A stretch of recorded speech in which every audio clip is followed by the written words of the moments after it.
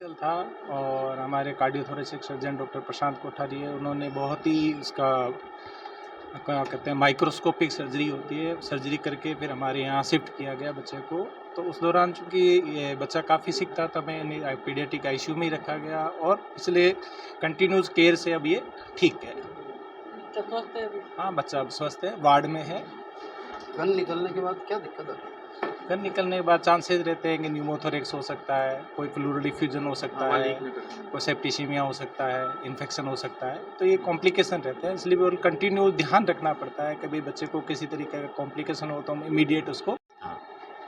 अ, जैसा कि हम पहले से करते आ रहे हैं, जब जेएलएन में कोई विशेष काम, विशेष ऑपरेशन या कोई विशेष सुविधा हम जनता के लिए उपलब्ध कराते हैं, तो हम आप लोगों के मार्फत आम लोगों को ये सूचना प्रसारित करते हैं कि जिससे ये पता लगे कि जेएलएन में आजकल क्या कार्य हो रहे हैं।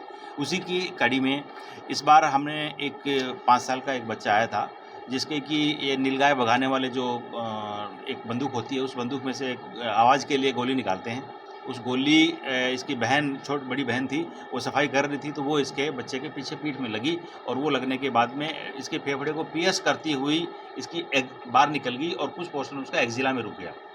हमारे ये कैजुअल्टी में प्रेजेंट हुए 25 तारीख को, उसके बाद में मरीज़ को का सीटी स्कैन किया गया, उसका एक्सरे किया गया और हमारे जो कार्डियोथोरेसिक सर्जन हैं डॉक्टर प्रशांत कोठारी, उनको बुलाया गया तो उन्होंने दिखाया कि भई अभी जो गोली और छर्रा जो भी कह सकते हैं, वो आपको उसकी फ़ोटो दिखाएँगे, वो अभी अंदर है लेकिन वो लोकेट नहीं कर पा रहे थे।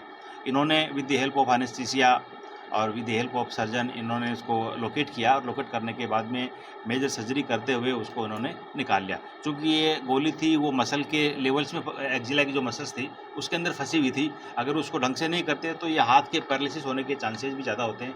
तो बहुत ही बारीकी से और इसमें समय भी लगा, उस करने के बाद में डॉक्टर प्रशांत कोठारी ने उस गोली को रिमूव कर दिया। रिमूव करने के बाद में इसके लंग्स को भी रिपेयर किया गया और रिपेयर करने के बाद में इसको आईसीयू में रखना पड़ा। आईसीयू में पीडियाट्रिक्स आईसीयू में रखा, डॉक्टर जयप्रकाश नारायण की देख-रेख में वहाँ रखा और आज आप देख रहे हैं कि बच्चा एकदम स्वस्थ है, आपके सामने बैठा हुआ है।